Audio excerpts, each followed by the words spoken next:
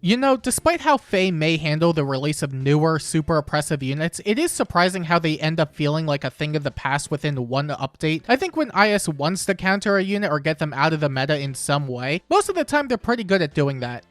And very blatant about it too. However, sometimes their attempts are in vain, as these meta threats can end up adapting or ignoring the counter entirely. It's very rare that this type of thing even happens, but there have been examples like this in the past. Thus, the most fraudulent units ever released are born.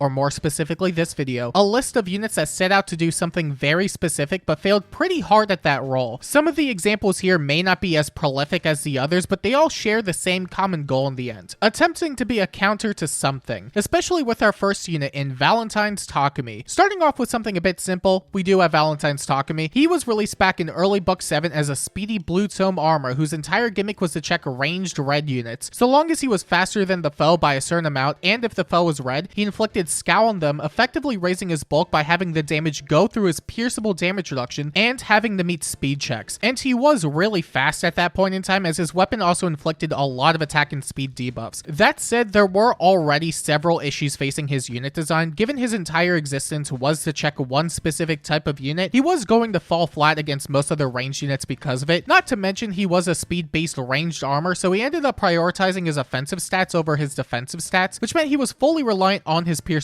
damage reduction. However, Takumi was designed to take on one very specific red unit, but ultimately failed at that because of his lackluster survivability in Valentine's Chrom. Valentine's Chrom was one of the strongest units at that point in time thanks to his action economy, special jump support to himself and allies, a dual button that let him and his allies stack even more stats that couldn't even be removed, and his armor effective weapon. He was among the best nukes in the game with a lot of utility to boot, which made him extremely common. He was also a red bow, which Takumi in theory should have been able to deal with given he could target Chrom's lower defensive stat and prevent his special from going off on the first hit. However, what Chrom lacked in triangle advantage was made up with his armor effectiveness that allowed him to shred through Takumi even without a special. Class effectiveness gives a larger multiplier than triangle advantage, the former giving a 50% multiplier and the latter giving a 20% multiplier. Chrom is still making up for the triangle disadvantage by a significant degree. It also didn't help that offensive support was strictly better and more plentiful than that of defensive support at the time. Some of the more common uses with Valentine's Chrom did involve Bride Catria, so even by that alone he was going to beat Takumi, but he did just hit that hard naturally. The dual button also giving him more stats to work with made the matchup even more shaky in general, to where there really was no risk in running into Valentine's Takumi in most cases. Takumi really couldn't do the one thing he was designed to do, and that was a pretty big problem considering he gave up many other matchups for it. It also didn't help that he was locked out of Hardy Fighter, which is what a lot of armors relied on at the time just for surviving in general. He just wasn't making the cut in any area and just kind of came and went really. Takumi might have been okay if he dumped his speed and put it all into his defense and res instead, but being ranged was only going to take him so far. Still, speed armors in general just don't hold up the best compared to armors that min-max their defense and res just on a pure survival basis. Although in Takumi's case, he just wasn't really that good. And on the topic of speed saves, there was Ice Fjorm, a prominent lance armor from a year ago who was arguably the best of the best when it came to far saves at the time, even as a speedy armor. That was mostly thanks to the combination of shield fighter and her special in dual ice mirrors that had built-in damage reflection,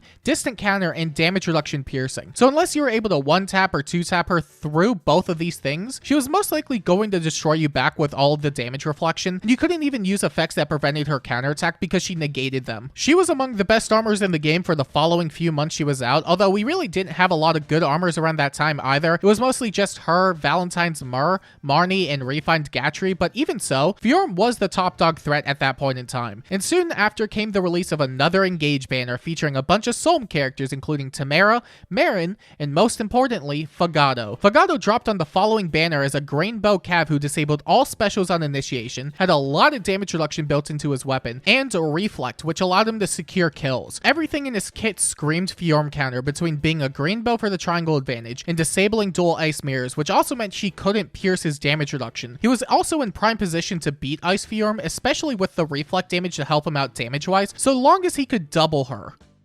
he could not double ice Fjorm. I don't think it should be too surprising considering he's on the list, but that was the massive make or break for him since he relied on hitting twice to beat Fjorm, despite canceling out dual ice mirrors. Both of their speed stats were way too close to one another to where, at the very best, neither of them were doubling each other. Fjorm also had penalty neutralization, so her speed floor was constant, and the true damage reduction in her weapon made it so even without dual ice mirrors, she could take a hit reliably. But Fogado not being able to double is what made him go from a potential counter to a potential man. At least in his case, he was a bit more of a competent unit compared to Takumi despite being a Fjorm-centric unit. All of his effects still worked even when not fighting her, so he wasn't the absolute worst. However, with Fjorm being the premier far save, he couldn't really avoid any run-ins with her, so he ultimately failed a lot of the time. Although some people may be surprised at the idea of dropping a counter to a unit so close to a unit's release. This isn't anything new with Faye, but usually when they drop a unit designed to check a newly released edition, they tend to do decently well at the job. One of the shortest gaps between a unit's release and their first counter was Emblem Ike and young duo Robin, which was barely a week between each other. Now, granted, Robin wasn't perfect at it, especially when being made to work on Aetherid's defense, but she could beat Emblem Ike in many circumstances. Fogado, under most circumstances, could not beat Ice Fjorm, but he didn't necessarily lose either. Fjorm really couldn't deal damage to him, but that wasn't good enough on its own. It just meant a stalemate at best, and that really wasn't worthwhile enough to warrant a team slot in many areas of the game. And it sucked because his weapon wasn't actually that bad either. It was debatably pretty good, but not being able to do the one thing he was supposed to do was a deal breaker. That said, if there is any consolation, he isn't the absolute worst these days thanks to reflex support, and while any unit can stack it, he does have it built into his weapon alongside the ability to disable specials. It still may not be the most worthwhile thing ever, but he's doing a much better job nowadays than he was on debut, which I do think means something. And on the topic of armors and doing their job, we have young La Rochelle, and she's not an armor, but I needed to transition this somehow. I didn't know how else to do it, sorry. Young La Rochelle was a staff cavalry unit with a peer up, which wasn't actually all too common for a good while. A lot of staff units were demotes or were generic 5-star units with inheritable weapons, but we did have some with peer up weapons here and there. Anywho, her gimmick was inflicting flash on the closest foes within 5 spaces of her, basically allowing any unit to get free attacks on anyone who didn't have Null Sea Disrupt, which was rarely the case. La Rochelle, also being a 5-range unit, made the idea of a mixed utility unit like her really appealing to have since she could disable counterattacks on the nearest foe. Or at least in theory, that's what it allowed her to do. She came out around April Book 5, the same book that introduced Near Save and Far Save, which would end up becoming the most encompassing effect in the entire game moving forward. Near Save and Far Save allowed armors to protect any ally within 2 spaces based on the weapon type that initiated onto them, range 1 for near and range 2 for far. It also allowed them to function obscenely well as tanks, since you could have a unit soak up any penalty for the armors and then they could do their job with no drawbacks. This included, but was not limited to, La Rochelle's flash effect, which put her capabilities to an immediate halt. This wasn't helped by the fact that Savior skills released 2 months prior to La Rochelle, so people did have time to make teams around them. In fact, some of the most common enemy phasing we had at that time incorporated both a near save and a far save armor, the latter of which was more important to highlight here. There wasn't a lot that could break through an Aetherid's offense Savior core at one point, especially when hyper-stacking Aetherid's mythics and support, and in La Rochelle's case, she would end up inflicting the flash status on someone that wasn't an armor, and then initiate into a far save and lose because of it. There really wasn't any way to get the effect going in most parts of the game, especially when Savior ended up becoming more and more common. They were that over-encompassing. It's also because of that design philosophy of Savior skills that shifted the way start-to-turn penalties worked over time. A lot of penalties that they release into the game nowadays not only hits the closest target, generally with no space condition, but it also spreads to any nearby foe within 2 spaces of them. And it's to the point where you can have flash work in that way too, and be readily available, as seen with the release of Aret's Refine this year that did just that. Despite not really being worthwhile, but that's neither here nor there, La Rochelle's penalty not being able to spread meant that you could ignore it altogether by having someone soak the penalty, and then the far save being able to attack back anyway. It ultimately defeated the effect in its entirety, since you could always attack back with minimal positioning. That said, if you did want to use her, then it's not like you couldn't. In theory, it could have worked out for her if she swapped out some skills here and there, such as adding Dazzling Staff to her B slot so she could have the counter prevention. However, it's hard to say if it was even worth it at that point. You could have just ran a stronger ranged cav unit instead, and they probably would have done more work. If she had come out before the release of Saviors, then she would have been pretty strong, but this wouldn't be the first time something like this has happened to a unit. Honestly, it can't really be understated just how much armors and Saviors as a whole have impacted the game, to the point where so many of them require counters of some kind. Summer Micaiah, or I guess Micaiah in general, was one of those go-to units, and she always had built-in armor and cavalry effectiveness into her weapon, but for the purposes of this video, we'll mostly be talking about Summer specifically. She was yet another unit that had armor and cavalry effectiveness tacked onto her kit, with the addition of both extra range and brave attacks depending on some conditions. To get her brave effect going, she needed 15 or more res over the opponent, but if she had between 5 and 14 more res than the foe, then she would just get a guaranteed follow-up attack instead. It was a tough sell against many armors who naturally had a lot of resistance to begin with, and for what it's worth, Summer Micaiah did have a B slot that debuffed the foe's res by 5, with a weapon that granted her an additional 6 res on top of her 37 base res, so it wasn't awful per se. That said, requiring 15 or more res over the foe was a lot to ask for any armor unit who were naturally min-maxed in many cases. That combined with the existence of Hardy Fighter made it so you could wall her out pretty easily at times,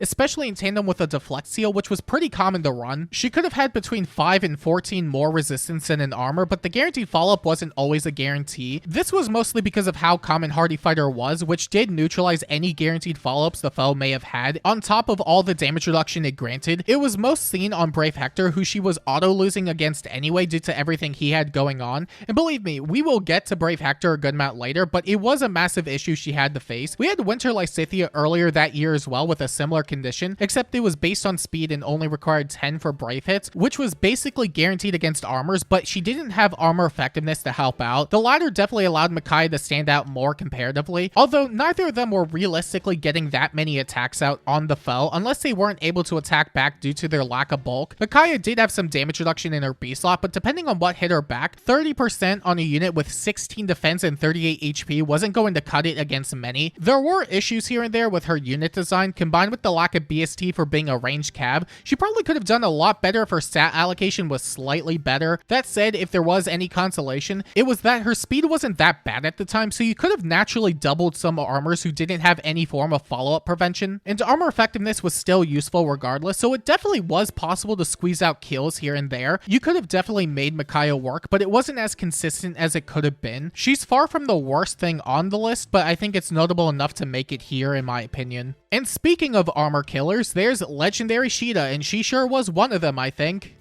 Well, she's being mentioned, so it has to be for a reason, right? Legendary Sheeta dropped around early book 6 and was yet another flyer with armor and cavalry effectiveness. However, she had innate advantage against all armor and cavalry units and got a vantage status after combat for everybody else. She was the legendary that attempted to check some of the more annoying threats in arena, and in a lot of cases she did. However, there was one prominent armor she really struggled against, and that hurt her big time. Fallen Edelgard at the time was one of the most common arena units, in part due to how well she scored. She was a beast armor with a PRF B slot at a time where we didn't have 300 SP inheritable B slots, meaning she was standing among the best scoring units in the game. That, and she was a very easy unit to just drop in the mode since she could clean up against most of the AI. Regardless, she was very common, and Sheeta, being the armor killer she was designed to be, had a lot of issues against her. She was a vantage unit first and foremost, which did backfire against her here. No matter what, Sheeta was always going to get a first attack on Edelgard, which meant that she was going to get retaliated by a special. It would have been fine if she had the firepower to back it up, but she didn't, unfortunately, often missing one-shots because of Edelgard's min-max nature and damage reduction. Sheeta also had no form of damage reduction in her kit, which was a problem since she couldn't one-shot Fallen Edelgard in a lot of cases. Sheeta wasn't consistent enough at one-tapping because of her first hit damage reduction,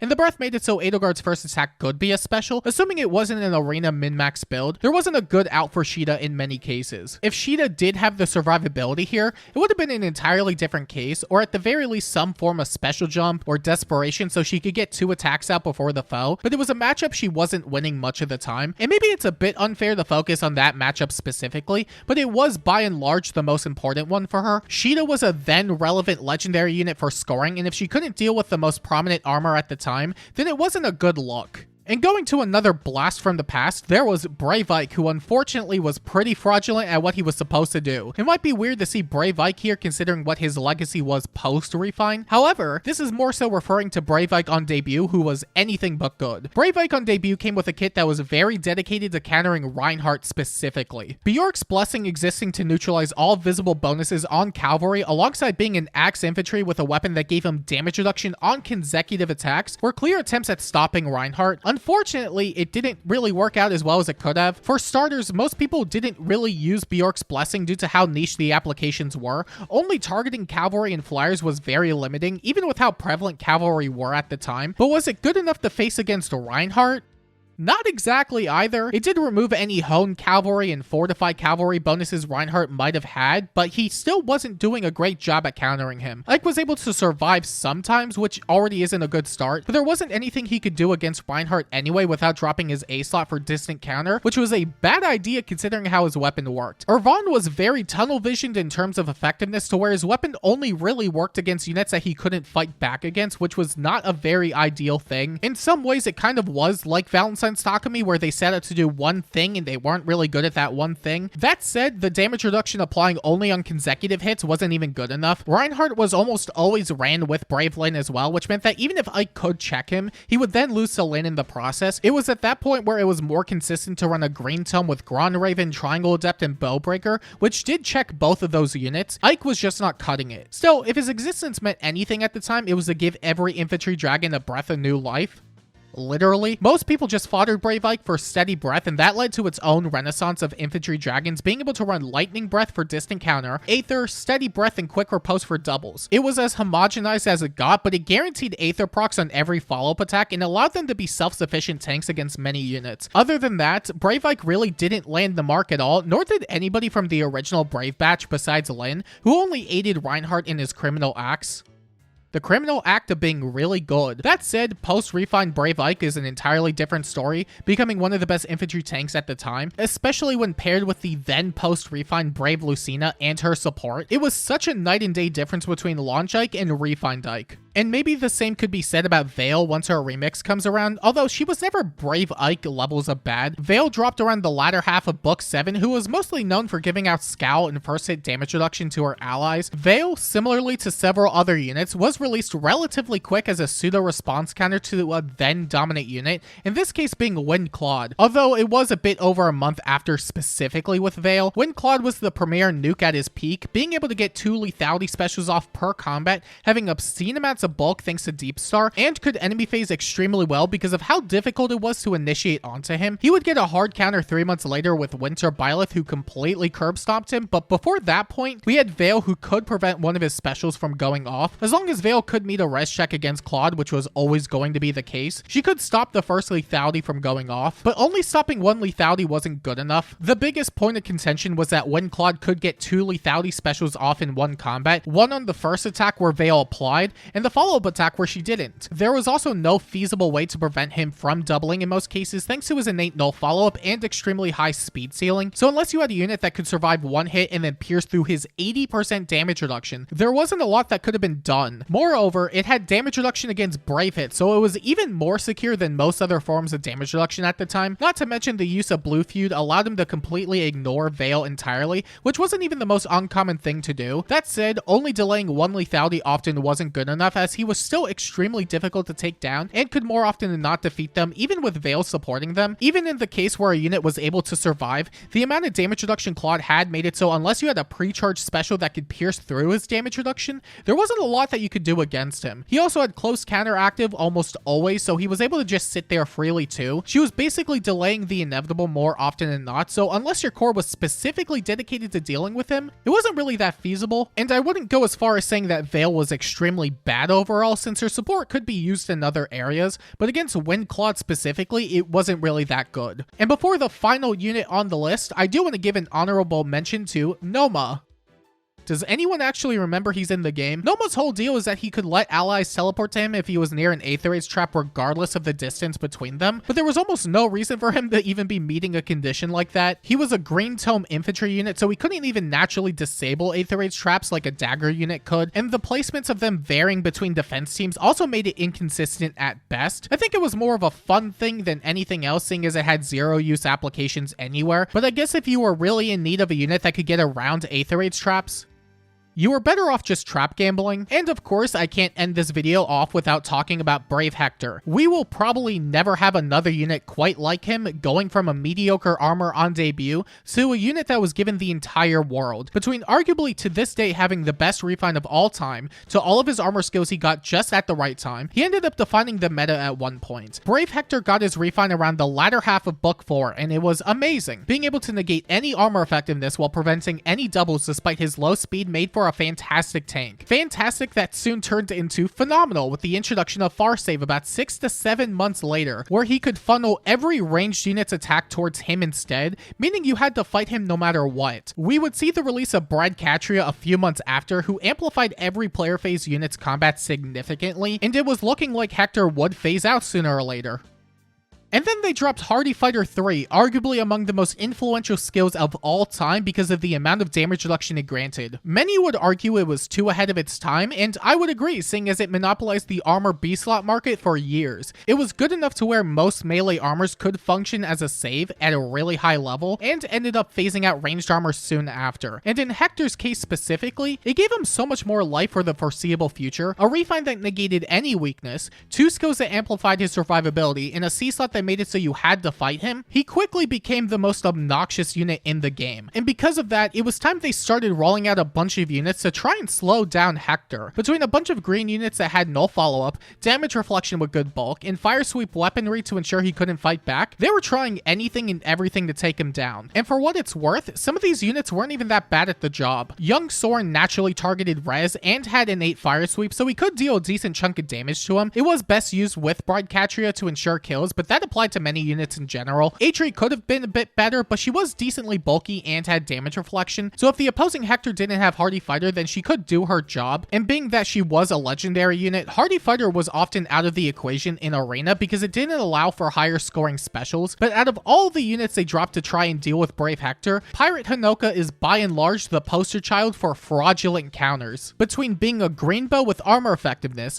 having adaptive damage to target his lower defensive stat, brave hits if she had a triangle advantage, and doubling down on lowering his res stat, she was, in theory, supposed to be the Brave Hector counter, but she failed at it in a spectacular fashion despite being so tunnel visioned in that role. Now, interestingly, Hardy Fighter came out a couple months after the release of Pirate Hinoka, but she was already struggling before that point. After that skill dropped, there was no hope for her. Hector wasn't weak to any armor effective weaponry. Hardy Fighter and Deflect made it so he could soak every single hit, and Hinoka couldn't even avoid fighting him a lot of the time because he was also ran as a common far save. It's almost like they forgot the unit they were trying to counter, seeing as Hector could bypass every single one of these issues. But if anything, it really just showed how much of a powerhouse Brave Hector was at the time. Or I guess how much of a threat he was. Brave Hector, the amalgamation of his refine, the introduction of savior skills, Hardy Fighter 3, and Deflect from all those years ago, cultivated in one of the most dominant meta threats of all time. A unit with so much survivability that it was imperative that he got phased out by any means necessary. He had quite literally everything handed to him on a silver platter and had the game in the palm of his hand. The lengths they had to go to reel him back in will always be the most fascinating thing to me, at least when it comes to meta relevant topics, as he really did last way longer than he probably would have without half of these things. But maybe they should have just thought about trying a bit harder at countering him. Although, looking back at it, many of these units in the video struggled because of something related to an armor of some kind. Only barring 2 examples in Brave Ike and Veil, it probably says a lot about armors, doesn't it? That said, if you think there was someone worth mentioning that I didn't bring up, then let me know down below. And if you want more videos like this, then make sure to like and subscribe. And until next time, I'll see you later.